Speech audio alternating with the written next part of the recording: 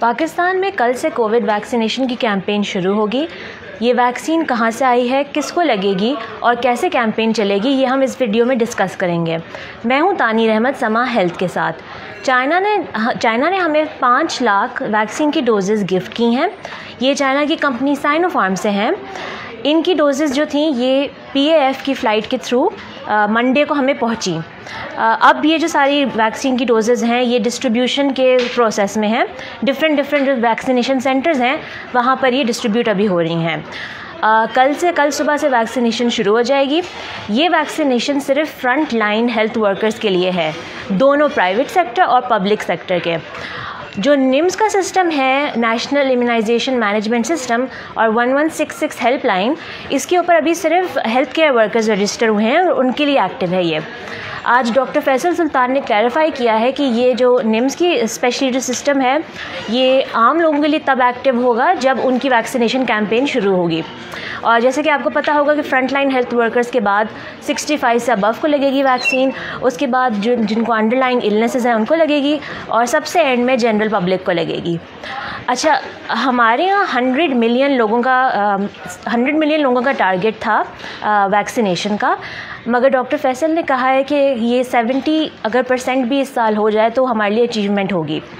Herd immunity achieve करने के लिए 70 to 75% पॉपुलेशन इम्यूनाइज होनी चाहिए, या उनको ऑलरेडी कोविड हो चुका हो, तो इससे फिर उनकी इम्यूनिटी बिल्ड हो जाती है वायरस से। ऐसे ही वायरस पॉपुलेशन में ख़त्म होता है। अच्छा, वैक्सीनेशन के बारे में आपका ये जानना ज़रूरी है कि ये वॉलंटरी वैक्सीनेशन है, आपको कोई फोर्स नहीं कर सकता इसके बारे में, और ये वैक्सीनेशन गवर्नमेंट की तरफ से फ्री है। अभी प्राइवेट सेक्टर के बारे में हमारे पास कोई डिटेल्स वगैरह नहीं आई हैं। तो सबसे पहले तो जब वैक्सीनेशन शुरू होगी जनरल पब्लिक के लिए, तो SMS के थ्रू आपका अडल्ट वैक्सीनेशन सेंटर की डिटेल्स आएंगी आपके पास। फिर आपका अपॉइंटमेंट डे जो होगा, जो आप खुद सेलेक्ट करेंगे, वो उस पर सबसे पहले आपको वैक्सीनेशन सेंटर पर पहुंचना है अपने CNIC, ओरिजिनल CNIC और अपने पिन नंबर के साथ। पिन नंबर भी आपको SMS के थ्रू भेजा जाएगा। ये दोनों फिर आप वहाँ प्रेजेंट करेंगे, तो सबसे पहले वो वेरीफाई करेंगे आपको कि आपका एड्रेस, आपका CNIC और पिन कोड।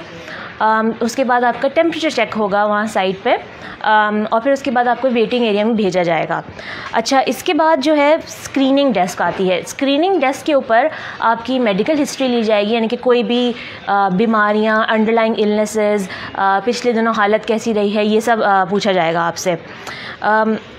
फिर उसके बाद निम्स का, नेशनल इम्यूनाइजेशन मैनेजमेंट सिस्टम का डेस्क होगा, जिसके ऊपर आपकी रजिस्ट्रेशन होगी कि ये दिस इज़ द पर्सन, ये डेट है जिस पे ये वैक्सीन ले रहे हैं, इनको इतनी डोजेज़ लगी हैं।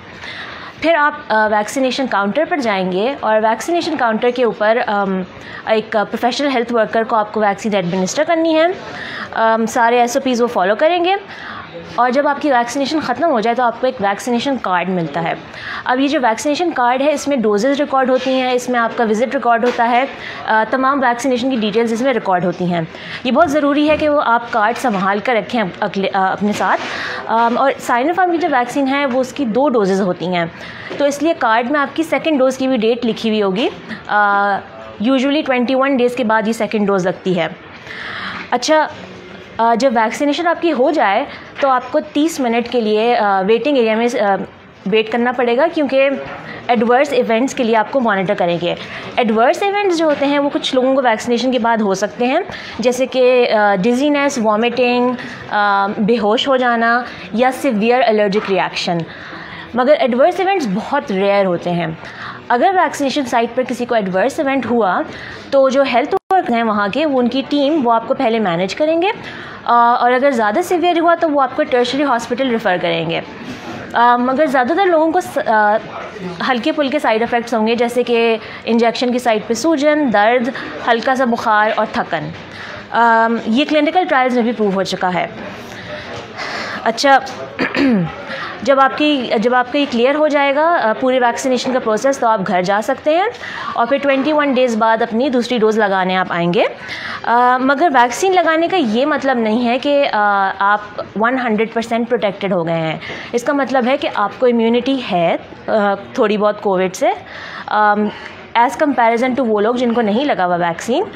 और वैक्सीन इसलिए होती है कि आपको सीवियर डिजीज़ डेवलप ना हो और डेथ्स यानी कि मोर्टेलिटी जो होती है उसके चांसेस कम होते जाएं। तो जब तक पूरी पॉपुलेशन में हर्ड इम्यूनिटी नहीं हो जाती तब तक वायरस डिफीट नहीं हो सकता।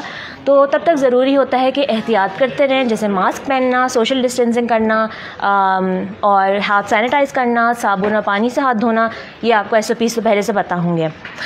एक और चीज़ वैक्सीन के बारे में है कि हामला ख़वातीन अभी नहीं लगवा सकती वैक्सीन, क्योंकि इनको क्लिनिकल ट्रायल्स में इंक्लूड नहीं किया गया है, तो उनको ये नहीं पता है कि इनके ऊपर क्या इफ़ेक्ट हो सकता है।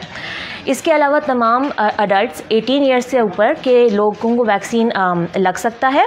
सिंध हेल्थ मिनिस्टर ने अभी रिसेंटली अनाउंस किया है कि जो कोविड सेंटर्स पे, वैक्सीनेशन सेंटर्स पे स्टाफ काम कर रहे होंगे, उनको एक बेसिक सैलरी भी मिलेगी एज एन ऑनर, और उन्हें और जो वैक्सीनेट अपने आप को नहीं करवाएंगे, जो भी हेल्थ वर्कर्स या डॉक्टर्स, उनको काम करने के लिए वो अलाउड नहीं होंगे। तो हेल्थ वर्कर्स बहुत ज़रूरी हैं कि सारे वैक्सीनेट हो जाएं। अच्छा, इसके बारे में अगर और डिटेल्स आएंगी तो हम आपके साथ शेयर करते रहेंगे। अगर आपके पास कुछ फर्दर क्वेश्चंस हैं इस कैंपेन के बारे में तो प्लीज़ हमसे कमेंट्स में पूछ लिएगा। अपना ख्याल रखें।